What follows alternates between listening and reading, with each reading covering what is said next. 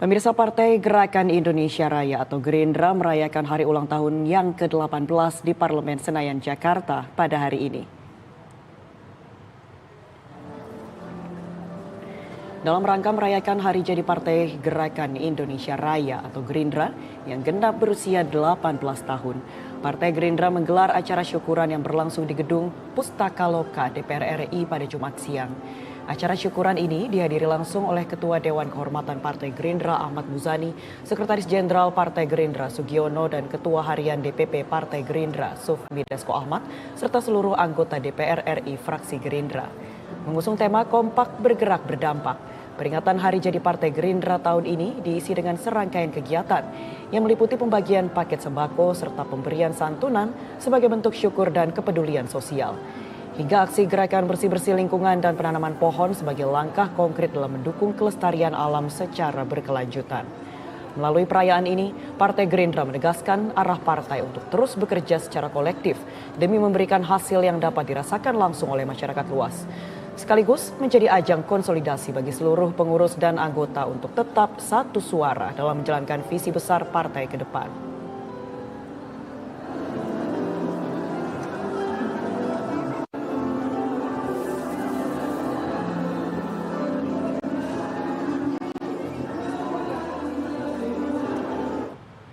Untuk mengetahui lebih lanjut rangkaian Hari Jadi Partai Gerindra di kawasan Parlemen Senayan, Jakarta, saat ini kita telah terhubung dengan reporter Garuda TV Edo Yoga.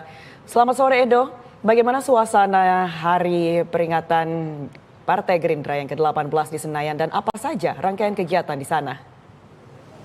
Iya, selamat sore Edra dan juga pemirsa. Dalam rangka peringatan Hari Jadi Gerindra yang ke-18, hari ini Partai Gerindra menggelar syukuran dalam rangka memperingati hari jadinya.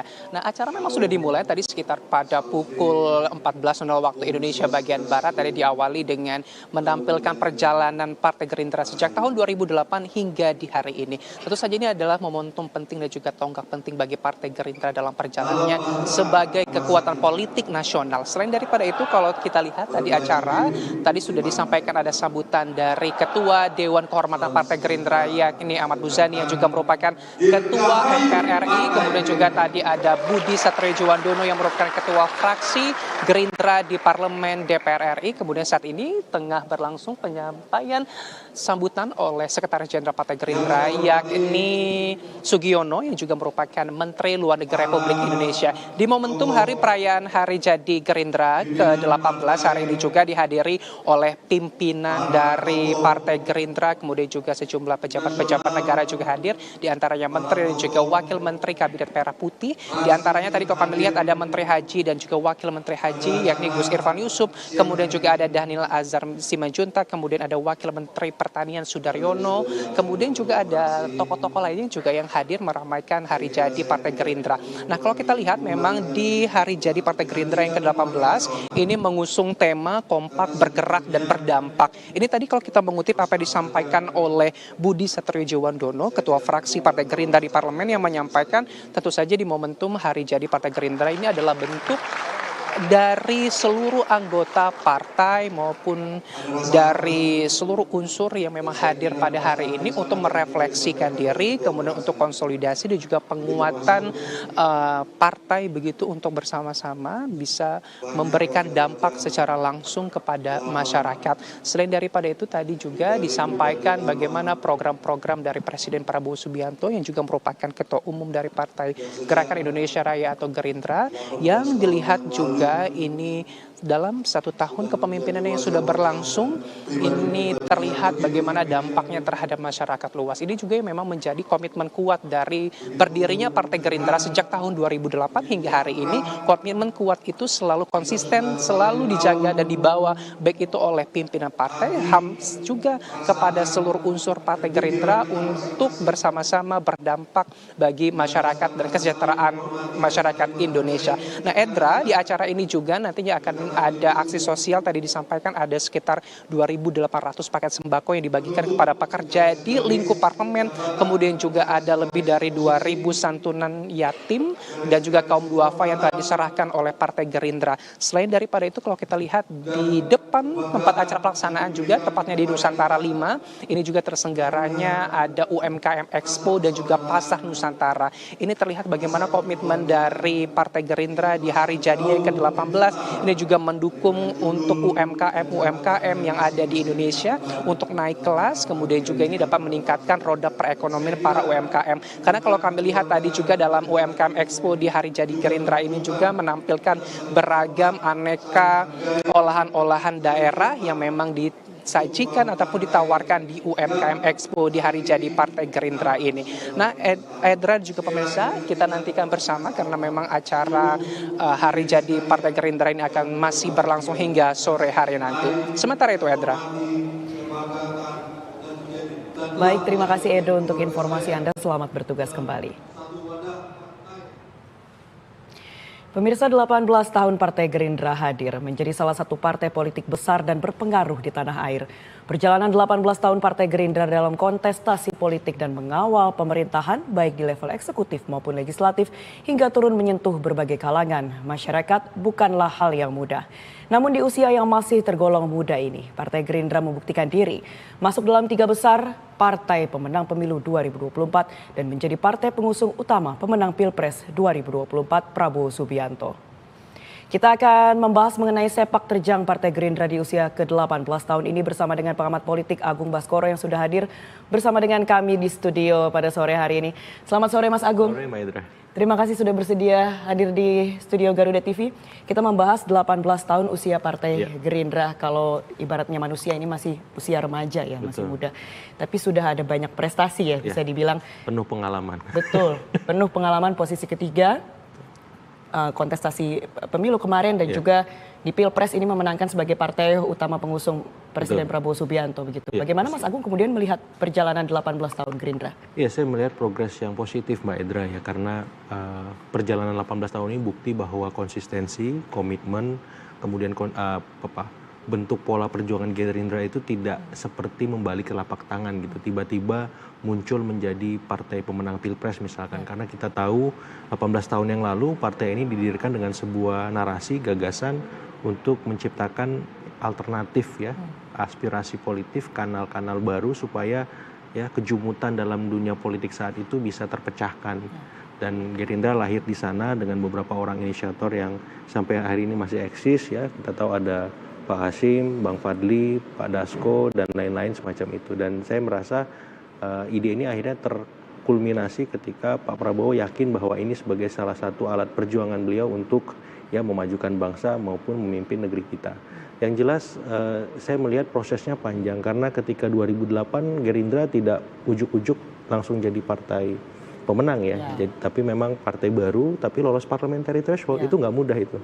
Ya dengan 26 kursi. Kemudian di 2014 mulai naik suaranya semacam itu sampai pada momen sekarang 86 kursi di DPR RI. Jadi progresnya signifikan dari waktu ke waktu dan saya lihat juga di eksekutif ada 9 menteri, kemudian sekitar 11 wakil menteri, totally lebih kurang 20 ya kader-kader Gerindra duduk di kabinet. Kemudian kita tahu juga banyak di level eksekutif daerah ya kader-kader Gerindra memimpin provinsi, kota, kabupaten. Jadi raihan hari itu memang puncak dari proses perjuangan panjang dan ini harus difahami di internal Gerindra juga bahwa ya konsistensi, militansi, pengorbanan, dedikasi seorang Pak Prabowo itu harusnya bisa diejawantah ke semua kader bahwa mereka juga harus bisa seperti itu bahkan lebih supaya apa partai Gerindranya makin besar, makin maju dan bisa memberikan manfaat kepada masyarakat. Oke, artinya ini sebuah perjalanan yang panjang dan tidak mudah untuk Partai Gerindra. Jika kita kembali tadi Mas Agung sudah sempat singgung bagaimana kemudian Partai Gerindra lahir dan juga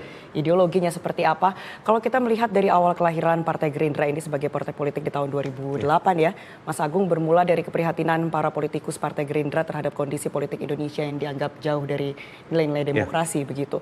Sehingga visi, misi, dan juga manifesto perjuangan partai ini kan terwujudnya tatanan masyarakat Indonesia yang merdeka, berdaulat, bersatu, demokratis, adil, makmur, beradab, dan juga berketuhanan begitu. Bagaimana kemudian Mas Agung melihat sampai dengan saat ini, apakah nilai-nilai tersebut yang masih diimani oleh Partai Gerindra? Persis ya, itu terejawanta ketika Pak Presiden Prabowo memimpin gitu. Jadi saya melihat beliau menghargai, menghormati ya para pendahulu-pendahulunya, sehingga hari ini kita bisa melihat bagaimana semua ya ex-presiden itu dirangkul oleh beliau, diakomodasi kepentingannya tetap dalam kerangka sehat, check and balances semacam itu. Yang kedua, memang kita bisa lihat dari program-program populis pemerintah hari ini, apakah soal makan bergizi gratis, apakah soal koperasi desa kelurahan merah putih, kemudian soal cek kesehatan gratis, kemudian soal sekolah rakyat dan program-program populis lain yang saya kira itu ejawanta dari manifesto tadi, dan itu konkret, real, karena secara kuantitas harus kita apresiasi. Yang menerima sudah ya AMBG katakan 50 jutaan semacam itu, kemudian koperasi daerah desa kelurahan merah putih sudah 80 ribuan berdiri ya. Tinggal kemudian kita cek program-program populis ini apakah berikutnya mampu memberikan kualitas yang terbaik buat masyarakat, supaya apa manifesto tadi benar-benar dirasakan secara utuh manfaatnya, kemudian kesinambungannya, dan pada ujungnya nanti ya program ini bisa terus dilanjutkan oleh siapapun, tidak harus ketika nanti Pak Presiden Prabowo sudah 2 periode misalkan, di periode berikutnya dilanjutkan oleh presiden lainnya semacam itu, karena memang manfaatnya yang luar biasa.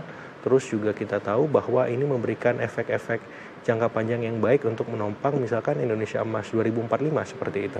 Oke, artinya diharapkan bisa berkelanjutan. Ya. Tapi bisa dibilang kan banyak publik juga yang menyatakan ini kebijakannya populis begitu. Betul. Orientasi kepada rakyat yang mana sebenarnya baik begitu ya. Persis, ya. Tapi bagaimana kemudian jika kita melihat konstelasi politik Indonesia saat ini, apakah masih relevan jika menerapkan kebijakan yang berorientasi kepada masyarakat? Iya, kalau kita bicara narasi Indonesia Emas 2045 itu kan memang mau nggak mau SDM-nya harus unggul, Mbak Edra, harus luar biasa ya, dan itu semua dimulai dari pendidikan dan kesehatan yang baik. Dan itu yang sekarang sedang dicicil oleh pemerintahan Presiden Prabowo dan Gerindra agar ya tujuan tersebut bisa tercapai.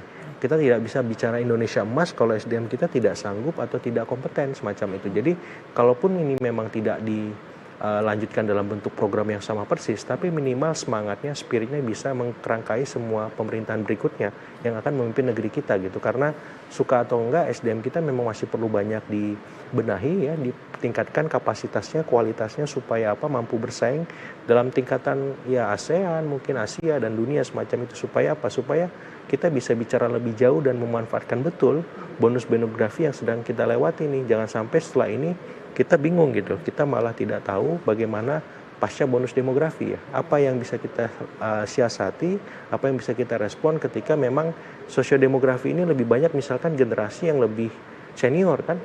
Mau nggak mau yang junior atau yang lebih dari itu bisa menyikapi dengan hal-hal yang sifatnya inovatif, hal-hal yang produktif, konstruktif, bukan sebaliknya seperti itu. Oke, artinya harus ada semangat yang terus diperjuangkan sampai dengan ke depannya.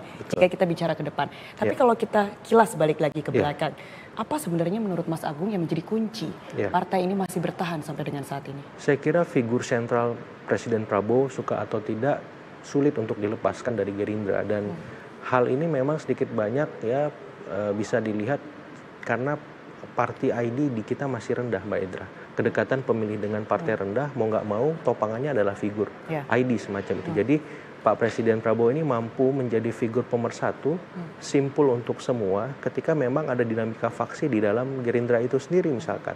Sehingga tarik-menariknya walaupun sangat luar biasa itu bisa diredam dan dimediasi oleh Presiden Prabowo, sehingga ke depan ya Gerindra tetap lebih baik, besar dan tangguh. Walaupun nanti ada pertanyaan kritis yang muncul, bagaimana Gerindra pasca Pak Prabowo misalkan. Bagaimana kemudian suksesi kepemimpinan pasca. Suksesinya, regenerasinya, kaderisasinya. Artinya harus ada figur-figur alternatif yang mulai dicicil ataupun dihadirkan dari sekarang untuk meneruskan perjuangan Pak Prabowo. Karena apa? Kalau Gerindra ingin besar, ingin maju, ya harus membangun sistem.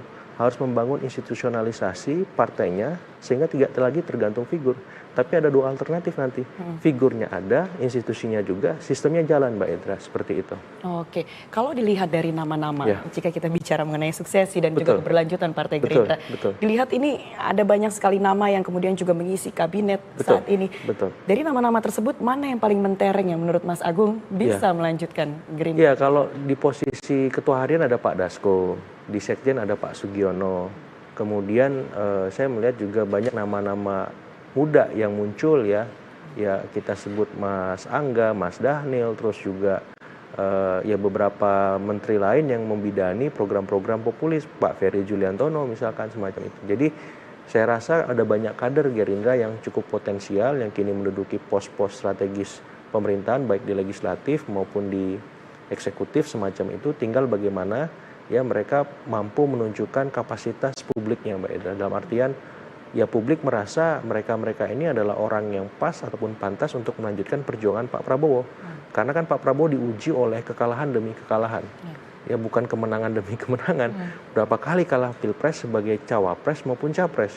Kemudian berapa kali dia harus bersabar dan tanda petik berkompromi ketika 2019 kalah, diajak masuk oleh Pak Jokowi, kemudian menjadi Menhan. Itu kan nggak mudah menenangkan pendukung-pendukungnya. Kalau bukan mental baja saya kira itu akan sangat sulit menerima hal-hal semacam itu. Nah, generasi penerusnya orang-orang mudanya ini siap nggak ditempa seperti Pak Prabowo menempa dirinya kan seperti itu. Jadi maksud saya ya mau nggak mau pilihannya adalah bagaimana mempersiapkan orang-orang baru yang akan meneruskan ini bisa ya minimal seperti Pak Prabowo, maksimalnya lebih baik kan. Kalau nggak Pak Prabowo merugi semacam itu karena pilihan-pilihan itu adalah pilihan-pilihan logis untuk memastikan Gerindra ini menjadi partai pemenang Pileg 2029 karena trennya sekarang cukup bagus ya. Kalau di banyak survei kredibel itu secara kuantitatif di kisaran 25-30%, melampaui partai pemenang Pileg sebelumnya PDIP. Jadi saya melihat tren positif, tinggal bagaimana memastikan kinerja Pak Presiden ya secara keseluruhan bagus, tingkat kepuasan publiknya, termasuk para menteri-menterinya juga solid, termasuk ya di legislatif. Sehingga pengawasan berjalan, kinerja baik, itu semua bisa membuat publik yakin bahwa Gerindra memang pantas untuk menang di 2029 seperti itu. Kalau memang goalsnya di 2029 pemilu legislatif dan juga eksekutif ini menjadi tujuan utama dari Gerindra. Betul. Ini kan ada generasi baru yang akan mengikuti pemilu di sana. Ada generasi Z dan juga Alpha ya. Mungkin sudah 17 tahun kan di saat itu. Bagaimana kemudian kader-kader muda Gerindra yang tadi namanya juga sudah disebutkan oleh Mas Agung bisa juga engage kepada generasi-generasi muda dan juga pemilih baru di sana. Iya. Saya melihat memang Gerindra di ranah digital itu cukup atraktif juga. Admin Gerindra dibilang Min Gerindra gitu sering di-mention tuh kalau ada masalah, ada capaian prestasi itu sering di-mention. Min, tolong Min tolong. Saya artinya popularitas juga naik ya. Iya, Jadi itu sangat atraktif di ranah digital ya, satu hal, tapi harus juga tampil di ranah-ranah ya publik ya yang praksis gitu. Ketika misalkan ada bencana, ketika misalkan ada masalah yang cukup krusial gitu, atau soal-soal real di masyarakat, misalkan hari ini lapangan kerja gimana, harga-harga sembako stabilitasnya seperti apa. Nah, Gerindra lewat alek-aleknya anggota legislatif DPR-nya, DPRD-nya tampil di dapil, hadir di tengah masyarakat. Nah, saya kira hal-hal semacam itu penting kita dorong supaya Gerindra ini memang tidak terputus dengan masyarakat yang dia wakili, baik di ranah digital maupun di ranah publik, di ranah praksis ya. Supaya apa? Supaya ya kalau dia ingin tampil menjadi pemenang, benar-benar nyata, tidak sebatas muncul ketika misalkan musim kampanye pemilu, tidak muncul ketika misalkan ya ketika butuh aja semacam itu. Nah, itu yang kita nggak mau kan. Jadi ya Gerindra harus tampil atau serba hadir dalam momen apapun, ketika rakyat susah, ketika rakyat senang, ketika misalkan ya Presiden butuh solusi-solusi jitu inovatif, ya kader-kader Gerindra bisa memberikan pemikiran luar biasanya semacam itu. Jadi kalau demikian ya saya kira kans Gerindra untuk menang ya di Pileg maupun Pilpres akan sangat real, sangat nyata semacam itu, karena bukan yang bekerja hanya Pak Prabowo aja, tapi seluruh kader-kadernya. Karena kalau hanya Pak Prabowo aja yang kerja susah nanti. Manajemennya Superman lagi, bukan super tim, Mbak Edra. Jadi saya berharap dengan hari ulang tahun ini yang ke-18 Gerindra bisa semakin kokoh sebagai partai yang terinstitusionalisasi, termasuk dalam konteks ya sebagai figur yang mampu menciptakan alternatif untuk meneruskan perjuangan Presiden Prabowo seperti itu. Oke, jadi selain juga di media sosial exposure-nya harus terus dijaga, ada aksi nyata juga. Betul. Dan nilai itu juga tidak hanya dari Presiden Prabowo Subianto, tapi seluruh ALEG dan juga kader Gerindra juga harus punya nilai yang sama agar popularitasnya juga semakin meningkat seiring dengan elektabilitas ya di 2029, Mas Agung. Oke, kita akan membahas kembali bagaimana kemudian kiprah Partai Gerindra di hari jadi ke-18 hari ini, Mas Agung. Tapi usai jeda, tetaplah bersama kami di Laporan 8 Update Garuda TV.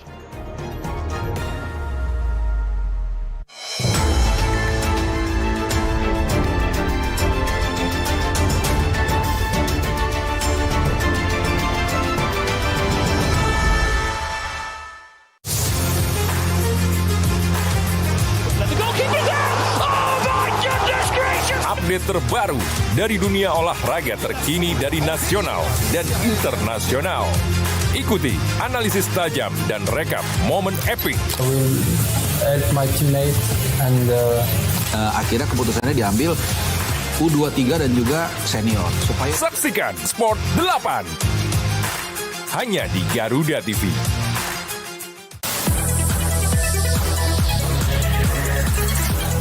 Dunia hiburan memang selalu penuh warna. Drama panggung yang tak terlupakan hingga cerita cinta yang menghebohkan. Rahasia di balik kesuksesan para selebriti. Dalam menunjuknya sebagai komisaris independen. Kehebohan apa saja yang terjadi saat ini. Saksikan Gosip Panas Selebriti. Hanya di Garuda TV. Garuda TV kembali menghadirkan Indonesia Kita Merajut Kebangsaan dalam satu panggung solidaritas untuk Indonesia dan merajut harapan bangsa, dipandu oleh Jemi Darusman dan Tisa Noveni, menghadirkan harmoni seni terbaik anak bangsa Shana Nabila Takia, Cakra Khan, dan penampilan spesial lainnya, doa yang dipanjatkan para tokoh agama. Disiarkan secara langsung dari Patra Jasa, Rabu 11 Februari 2026. Eksklusif hanya di Garuda TV.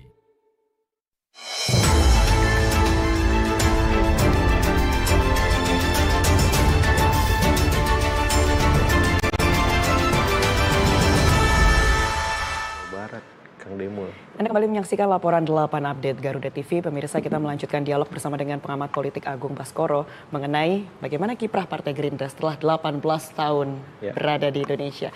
Mas Agung, ini melanjutkan tadi sudah direview ya Mas ya.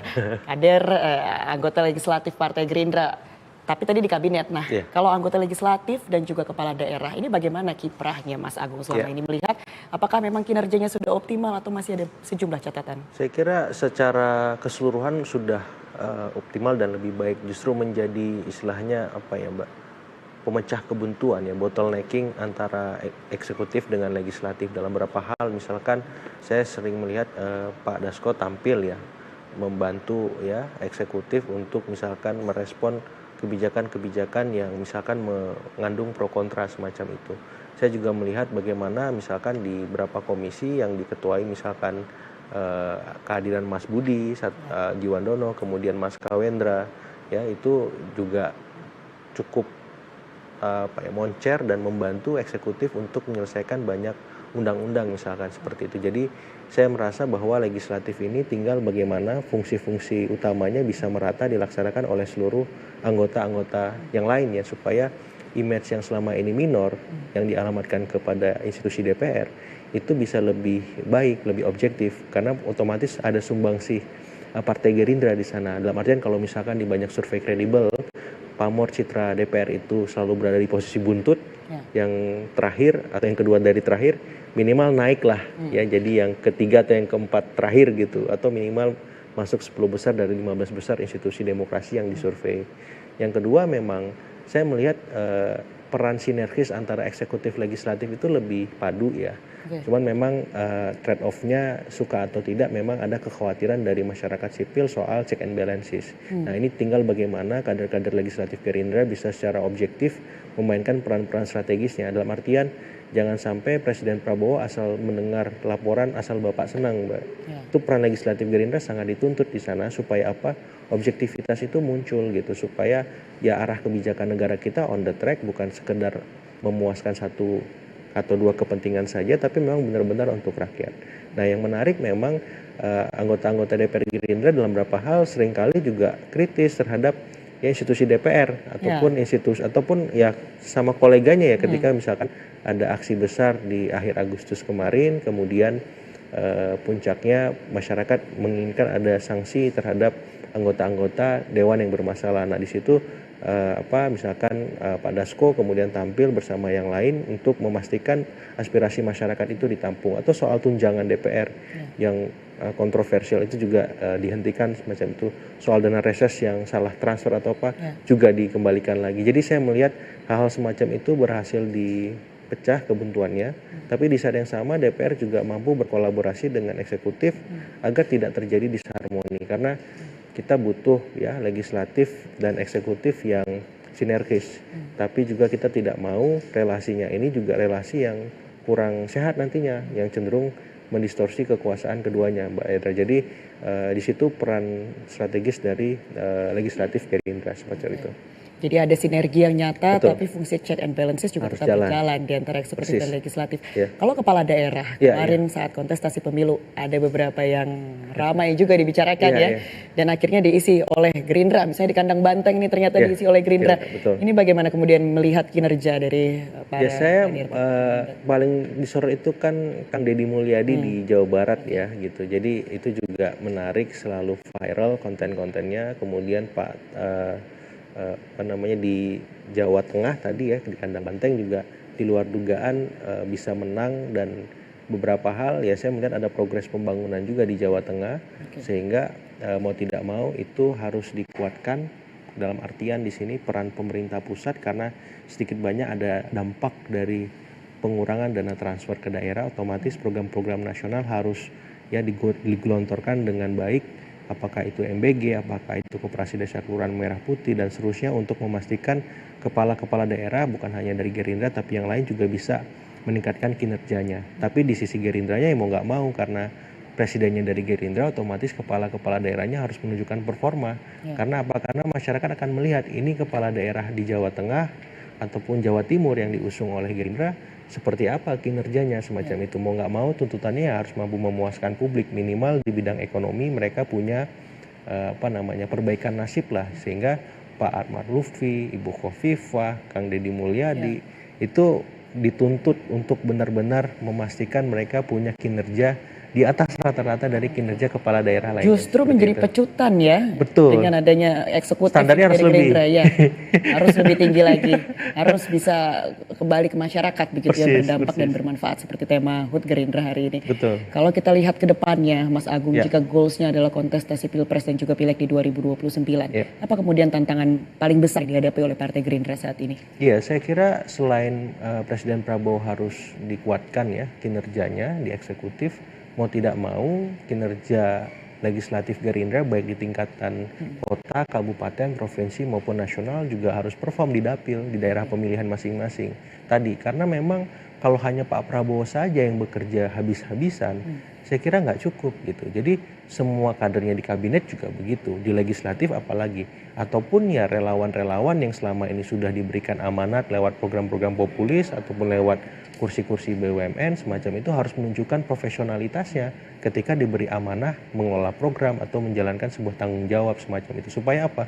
Publik melihat ada bedanya ketika Gerindra memegang tanggung jawab itu dengan yang lain semacam itu. Dan bahkan ketika Gerindra ada kader-kadernya di sana bisa lebih berprestasi, bisa lebih menguntungkan, misalkan kalau memegang BUMN bisa lebih baik lah dalam segala hal. Jadi saya melihat bahwa ketika sekarang Gerindra sudah 18 tahun, maka mau nggak mau pekerjaan rumahnya adalah bagaimana menginstitusi kerja-kerja ya eksekutif, legislatif, dan pos-pos strategis pemerintahan lain supaya dalam satu harmoni keterpaduan yang bisa mensejahterakan masyarakat seperti itu. Oke, kalau ini Mas Agung, jika tadi ada beberapa harus dimaksimalkan kinerjanya dari masing-masing kader itu sendiri. Tantangan, tadi kita sudah bahas tantangan, kemudian bagaimana nanti ke depannya hal paling krusial yang harus dibenahi oleh Partai Gerindra untuk bisa memuluskan jalan yang menuju 2029? Sorotan publik paling tajam hari ini kan soal ekonomi, Mbak Edra. Itu juga yang menyanggah tingkat kepuasan publik atau approval rating dari Pak Presiden. Jadi mau nggak mau ya tim ekonomi di kabinet harus benar-benar perform karena ini bisa menjadi catatan penting bagi masyarakat kita untuk memilih lagi atau tidak apakah itu Gerindra atau Pak Presiden semacam itu, sehingga menteri-menteri ekonomi harus awasi betul kinerjanya, apalagi misalkan ya kebanyakan misalkan dari kalangan profesional kan, otomatis mereka harus dipastikan mampu bekerja sesuai harapan Pak Presiden. Nah di luar bidang ekonomi mau nggak mau ya harus menunjukkan prestasi yang monumental semacam itu, capaian kebijakan yang luar biasa semacam itu, supaya apa? Supaya tadi masyarakat tahu bedanya kader Gerindra yang tadi saya sampaikan ada 9 menteri, 11 wakil menteri, kira-kira itu bisa menunjukkan ya bahwa mereka beda dari wakil menteri ataupun menteri-menteri sebelumnya gitu. Kalau misalkan tidak, bisa menjadi anti klimaks gitu. Presidennya sudah luar biasa bekerja, sangat visioner semacam itu, kok kader-kadernya malah biasa saja bahkan bermasalah semacam itu. Makanya saya melihat bahwa kabinet hari ini dilihat dan harapannya memang kalau para menteri tidak perform, apalagi misalkan dari kalangan profesional, itu mau nggak mau ya mesti segera diganti. Harus ada ketegasan. Ya, karena itu akan merugikan Pak Presiden sendiri.